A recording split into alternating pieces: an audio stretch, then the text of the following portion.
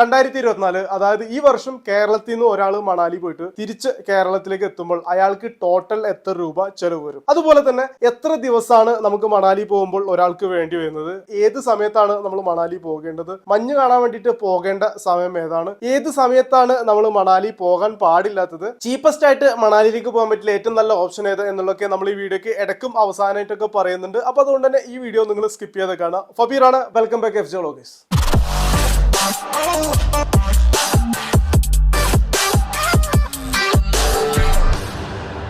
ആദ്യമായിട്ടാണ് നിങ്ങൾ മണാലി പോകാൻ പ്ലാൻ ചെയ്യുന്നത് വെച്ചെങ്കിൽ നിങ്ങൾക്ക് വളരെ സിമ്പിൾ ആയിട്ട് മനസ്സിലാവുന്ന രീതിയിൽ നമ്മൾ ചെറിയൊരു മാപ്പ് ഇവിടെ നമ്മൾ വരച്ചിട്ടുണ്ട്. കേരളത്തിൽ നിന്ന് നമുക്ക് മണാലിയിലേക്ക് എത്താൻ വേണ്ടിയിട്ട് നമുക്ക് രണ്ട് ഓപ്ഷൻസ് ആണുള്ളത്. ഒന്ന് ഫ്ലൈറ്റും അല്ല എന്നുണ്ടെങ്കിൽ ട്രെയിനും. കേരളത്തിൽ നിന്ന് ഡയറക്റ്റ് മണാലിയിലേക്ക് എന്തില്ല, ഫ്ലൈറ്റ് ഇല്ല. നമ്മൾ ഡൽഹിയിൽ വന്നിട്ട് ഡൽഹിയിൽ നിന്ന് ബസ്സിന് വേണം നമുക്ക് മണാലി പോകാൻ വേണ്ടിയിട്ട്. ഫ്ലൈറ്റിനാണെങ്കിൽ തന്നെ നമുക്ക് ഡൽഹി വരെ എത്താൻ പറ്റുള്ളൂ. പിന്നെ അവിടെ നമ്മൾ ബസ്സിലാണ് പോകുന്നത്. ഡൽഹി വരെ എത്താൻ വേണ്ടിയിട്ടുള്ള ഓപ്ഷൻസ് നിങ്ങൾക്ക് ട്രെയിനും ഉണ്ട്, ഫ്ലൈറ്റും ഉണ്ട്. ഫ്ലൈറ്റിന് നമുക്ക് ഒരാൾക്ക് ഏകദേശം 6000 രൂപയ്ക്കാണ് ചാർജ് വരുന്നത്. പിന്നെ ട്രെയിന് സ്ലീപ്പർ ക്ലാസ് പോലെ ട്രെയിനൊക്കെ ആണെന്നുണ്ടെങ്കിൽ നമുക്ക് ഒരാൾക്ക് 1000 രൂപ മാത്രമേ ചിലവ് വരുള്ളൂ. ഒരു സാധാരണ മിഡിൽ ക്ലാസ് ഫാമിലി ഒക്കെ ആണെന്നുണ്ടെങ്കിൽ 2 മക്കളും അല്ലെങ്കിൽ 2 വലിയൊരു അഡൽട്സ് ഒക്കെ ആണെന്നുണ്ടെങ്കിൽ നമുക്ക് ഏകദേശം ഒരു 3000-1500 രൂപ ഉണ്ടെങ്കിൽ ഡൽഹിയിൽ എത്താൻ പറ്റും. അതേസമയം നമ്മൾ ഫ്ലൈറ്റിനാണെന്നുണ്ടെങ്കിൽ നമുക്കത് 24,000 രൂപ വരെ എത്തും. നമ്മുടെ വീഡിയോ കാണുന്നത് ബഡ്ജറ്റ് ഫ്രണ്ട്ലി ആയിട്ട് യാത്ര ചെയ്യാനുള്ള ആഗ്രഹം കൊണ്ടായതുകൊണ്ട് തന്നെ നമ്മൾ ഈ വീഡിയോയിൽ പറയുന്നത് ട്രെയിൻ യാത്രയിലുള്ളതിനെ കുറിച്ചിട്ടാണ്. കേരളത്തിൽ നിന്ന് നമ്മൾ ആദ്യം ഡൽഹിയിലേക്ക് എത്തുക എന്നുള്ളതാണ്.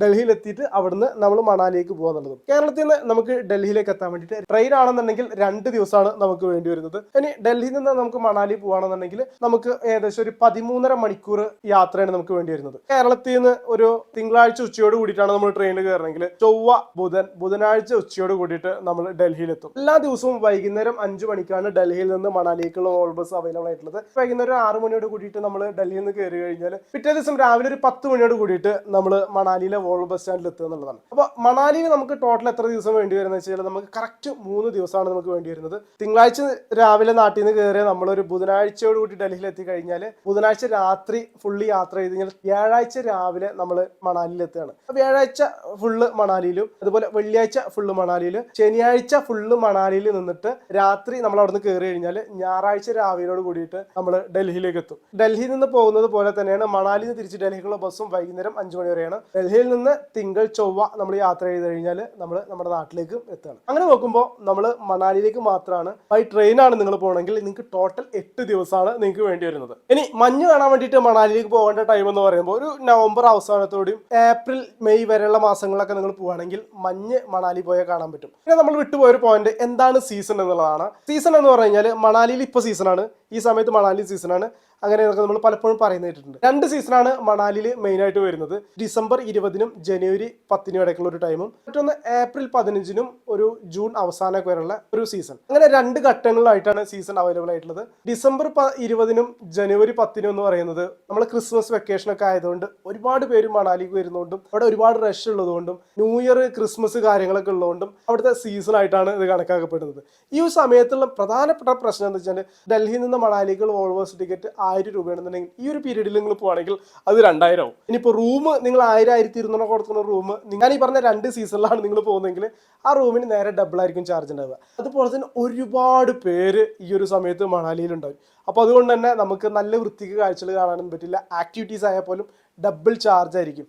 ഈവൻ വോൾവോ ബസ് ടിക്കറ്റ് 1000 രൂപ വരെയുള്ള വോൾവോ ബസ് ടിക്കറ്റ് നമ്മൾ 3000 രൂപ കൊടുത്തു കഴിഞ്ഞാൽ പോലും നമുക്ക് ആ സമയത്ത് കിട്ടാനാണ്. പ്രത്യേകിച്ച് ഏപ്രിൽ മെയ് മാസങ്ങളിലൊക്കെ നോർത്ത് ഇന്ത്യയിൽ കനത്ത ചൂടായതുകൊണ്ട് അവിടെ ഒരു കംപ്ലീറ്റ് ഈസി ആയിട്ട് പോകുന്നതാണ് മണാലിയിലേക്ക്. അപ്പോൾ അതുകൊണ്ട് തന്നെ ആ ഒരു സമയത്ത് നിങ്ങൾ പോവാതെ ഇരിക്കുന്നതായിരിക്കും നിങ്ങളുടെ ബഡ്ജറ്റിന് ഏറ്റവും നല്ലത്. കുട്ടികൾക്ക് വെക്കേഷൻ ആ സമയത്തേ ഉള്ളൂ, അതുകൊണ്ട് ഞങ്ങൾക്ക് ആ സമയത്ത് പോകാൻ പറ്റൂ എന്ന് വെച്ച് കഴിഞ്ഞാൽ നിങ്ങൾക്ക് ആ സമയത്ത് തന്നെ പോകാം. അവിടെ പോകുന്നതിന് യാതൊരു പ്രശ്നങ്ങളും കാര്യങ്ങളൊന്നും ഇല്ല.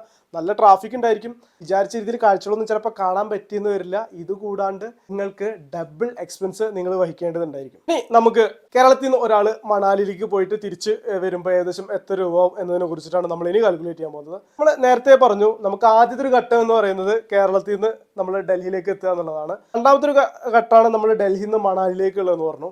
അപ്പോൾ മൊത്തം നമുക്ക് 8 ദിവസമാണ് വേണ്ടി വരുന്നത് പറഞ്ഞു. അപ്പോൾ അതിൻ്റെ അടിസ്ഥാനത്തിലാണ് നമ്മളിപ്പോൾ ഈ ഒരു കാൽക്കുലേഷൻ ഇവിടെ നമ്മൾ നടത്തുന്നത്. കേരളത്തിൽ നിന്ന് നമുക്ക് ഡൽഹിയിലേക്ക് പോകുകയാണെന്നുണ്ടെങ്കിൽ സ്ലീപ്പർ ക്ലാസ് ടിക്കറ്റ് ആണെന്നുണ്ടെങ്കിൽ നിങ്ങൾക്ക് ഏകദേശം ഒരാൾക്ക് 1000 രൂപയാണ് വരുന്നത്. ഇനി അതിപ്പോൾ നിങ്ങൾ എ സിയിലേക്ക് അപ്ഗ്രേഡ് ചെയ്യുകയാണെന്നുണ്ടെങ്കിൽ 3 ടയർ AC ആണെന്നുണ്ടെങ്കിൽ ഒരാൾക്ക് 2300 രൂപ വരും. അത് ഫ്ലൈറ്റ് ആണെന്നുണ്ടെങ്കിൽ ഒരു 4000 മുതൽ 6000, 7000, 8000 ആ റേഞ്ചിലൊക്കെ വരെ പോകും. നമ്മളൊരു 6000 ആണ് നമ്മളിവിടെ കാൽക്കുലേറ്റ് ചെയ്തിട്ടുള്ളത്. നമ്മൾ 2 ദിവസമാണ് കേരളത്തിൽ നിന്ന് ഡൽഹിയിലേക്കുള്ള യാത്ര. അപ്പോൾ ഒരു നേരത്തെ ഫുഡിന് നമ്മൾ 200 രൂപ വെച്ച് കാൽക്കുലേറ്റ് ചെയ്യുമ്പോൾ നമുക്ക് ഫസ്റ്റ് ദിവസം നമുക്ക് 600 രൂപയാണ് നമുക്ക് ചാർജ് വരുന്നത്. രണ്ടാം ദിവസം ട്രെയിനിൽ നമുക്ക് വരുന്നത് ഏകദേശം 600 രൂപയാണ്. ഇപ്പോൾ ഒരുപാട് മൊബൈൽ ആപ്ലിക്കേഷൻസ് ഒക്കെ ഉണ്ട്. അതുവഴിയൊക്കെ നിങ്ങൾക്ക് മൊബൈലിൽ വഴിയൊക്കെ ട്രെയിനിലെ ഫുഡ് ഇഷ്ടപ്പെടാത്തവരാണെങ്കിൽ നിങ്ങൾക്ക് മൊബൈൽ ആപ്ലിക്കേഷൻ ഡൗൺലോഡ് ചെയ്തിട്ട് നിങ്ങൾക്ക് എന്ത് ചെയ്യാൻ പറ്റും, ഫുഡ് ഓർഡർ ചെയ്യാൻ പറ്റും. അപ്പോൾ നിങ്ങൾ ഏത് സ്റ്റേഷനാണ് എത്തുന്നത് അതിൻ്റെ തൊട്ട് മുന്നൊക്കെ നിങ്ങൾ ഫുഡും കാര്യങ്ങളൊക്കെ സെർച്ച് ചെയ്ത് കഴിഞ്ഞാൽ നിങ്ങളുടെ ബോഗിയുടെ അടുത്ത് ഇവർ ഫുഡ് കൊണ്ടുവന്ന് തരും. പേയ്മെന്റ് നിങ്ങൾ മുൻകൂട്ടി കൊടുക്കണം. പിന്നെ അതുകൂടാണ്ട് നിങ്ങൾ ട്രെയിനിൽ യാത്ര ചെയ്യുകയാണെന്നുണ്ടെങ്കിൽ നിങ്ങൾ ഒരിക്കലും പാൻട്രിയിൽ ഫുഡ് നിങ്ങൾ കഴിക്കാതിരിക്കുക. ഏത് റെയിൽവേ സ്റ്റേഷനിലാണ് വണ്ടി നിർത്തുന്നത് അവിടെ ഇറങ്ങിയിട്ട് അവിടുത്തെ ഫുഡ് വാങ്ങി കഴിക്കുക. അപ്പോൾ നല്ല ഫ്രഷ് ഫുഡും നല്ല ടേസ്റ്റിയായ ഫുഡും നിങ്ങൾക്ക് കിട്ടും. അപ്പോൾ അങ്ങനെ നോക്കുമ്പോൾ നമുക്ക് 1200 രൂപയാണ് നമുക്ക് 2 ദിവസം ഫുഡിന് വേണ്ടി വരുന്നത്. ട്രെയിനിൻ്റെ ചാർജ് വരുന്നത് 1000 രൂപ. അങ്ങനെ നോക്കുമ്പോൾ നമ്മൾ സ്ലീപ്പർ ക്ലാസ്സിലാണ് നമുക്ക് പോകണമെങ്കിൽ നമുക്ക് കേരളത്തിൽ നിന്ന് ഡൽഹി വരെ എത്താൻ വേണ്ടിയിട്ട് നമുക്ക് ചിലവ് വരുന്നത് 2200 രൂപയാണ്.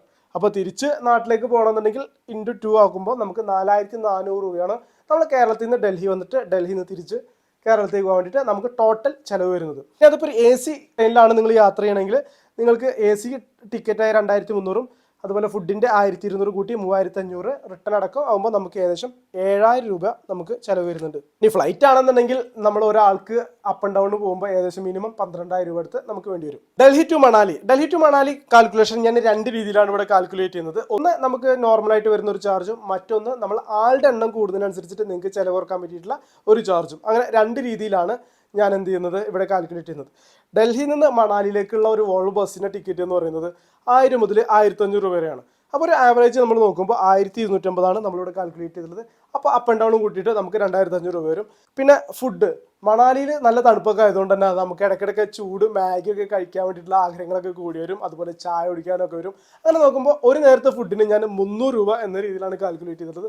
അങ്ങനെ നോക്കുമ്പോൾ ഒരു ദിവസം നമുക്ക് 900 വെച്ച് കാൽക്കുലേറ്റ് ചെയ്യാം. അങ്ങനെ നമ്മൾ 3 ദിവസം നമ്മൾ കാൽക്കുലേറ്റ് ചെയ്യുകയാണെന്നുണ്ടെങ്കിൽ നമുക്ക് ഏകദേശം 2700 രൂപയാണ് ഫുഡിന് മാത്രമായിട്ട് നമുക്ക് ചിലവ് വരുന്നത്. അപ്പോൾ അങ്ങനെ നോക്കുമ്പോൾ നമുക്ക് ടോട്ടൽ 5200 രൂപയാണ് നിങ്ങൾ ഒരാൾക്ക് വേണ്ടി വരുന്ന ചാർജ്.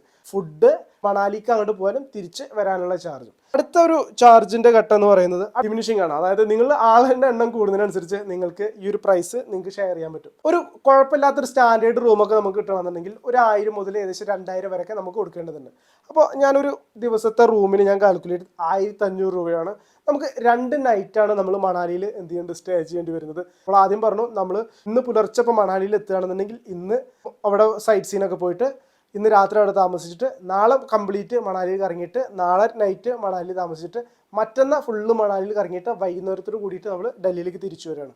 അപ്പോൾ നമുക്ക് കറക്റ്റ് 2 ദിവസത്തെ സ്റ്റേ മാത്രമാണ് മണാലിയിൽ വരുന്നുള്ളൂ.